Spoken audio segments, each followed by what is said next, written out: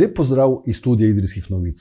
V začetku junija je na Cipru potekal svetovni pokal, Premier Liga za mlade karateiste in v kategoriji nad 76 kg je Gal Kržišnik poskrbel, da je na tekmovanju zadonela tudi slovenska himna.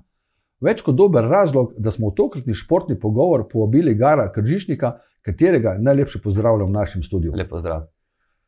Najprej čestitke za osvojeno zmago na tekmovanju na Cipru.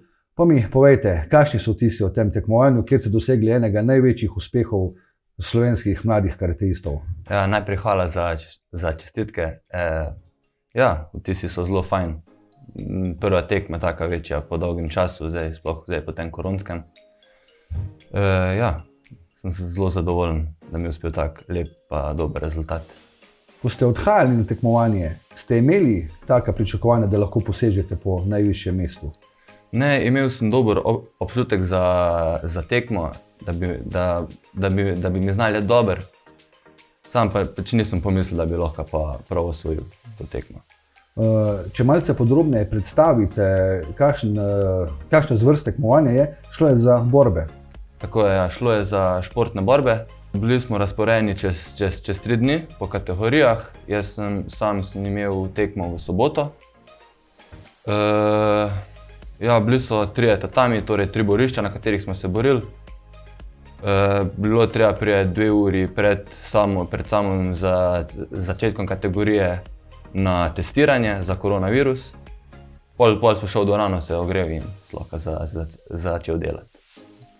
Sicer pa ste že kar nekaj let član slovenskih reprezentanc mlajših kategorij v karateju. Ja, res je. Na začetku sem bil v otroški reprezentanci, torej do kadetov, torej sem bil deček pa mlajši kadet. Tam sem bil, meni se zdi, da od 3 ali 2 leti.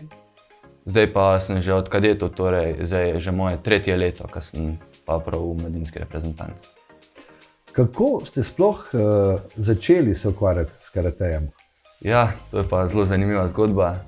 Praktično sem začel trenirati karate v 1. razredu. Za karate sta me pa navdušila moja 2 starejša bratranca, ki sta ga že prej trenirala. Ste pa svoje začetke opravili v karate klubu Kolektor Idrija, medtem ko ste se odločili za šolanje na srednji šoli v Ljubljani, ste pa prestopili v karate klub Ljubljana. Ja, tako je. V karate klubu Kolektor Idrija sem bil član 9 let, zdaj sem pa že 2. leto član v karate klubu Ljubljana.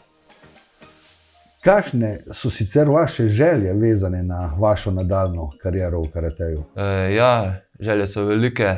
Želja je že zdaj v Poreču, torej ta vikend je že tekma, isto svetovna liga za mlade. Potem pa konec avgusta še Evropsko mladinsko prvenstvo, ki bo na Finskem. Potem sta pa še konec leta še 2 svetovni ligi za mlade. Pričakovanja na teh tekmovanjih? Ja, sigurno je pa zdaj posegati po visokih mestih. Koliko časa, koliko treninga je potrebno, da pride nekdo na tak nivo, kot ste sedaj sami? Sigurno veliko treninga. Jaz sam treniram zdaj.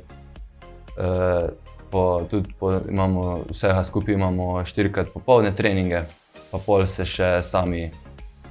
pa še s trenerjem posebej menimo za dopoldanske treninge, torej zjutraj, pa še potem priprave, ki so ponavadi konec vikenda, vsaj enkrat na mesec. Ampak ko govorimo o pripravah, najbrž ni to samo borba, ampak tudi fizična priprava. Ja, seveda, čeprav tukaj imamo prav trenerja za kondicijo. Torej, njemu smo lahko res zelo hvaležni, da ga imamo, da smo vsi dobro kondicijsko pripravljeni. Nastop na olimpijadi je zagotovo želja vsakega športnika.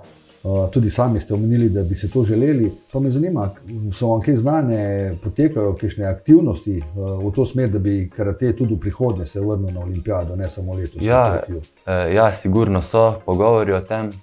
Sam zdaj, če bo pa to res ali pa ne bo, je pa ni to naša odločitev, ampak je višja sila. Sicer pa, kot so omenila, ste prestopili iz karate kluba Kolektor Idrija v karate klub Ljubljana. Pa me zanima, lahko naredite kakšno primerjavo delovanja med obemi društvi?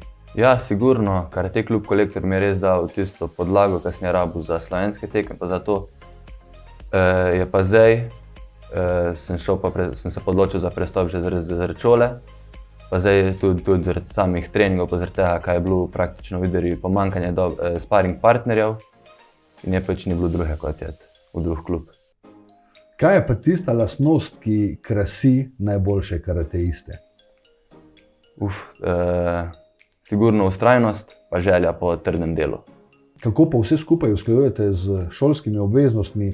Sedaj ste v srednji šoli, rekla sva v Ljubljani. Katero šolo obiskujete? Obiskujem srednjo zdravstveno šolo.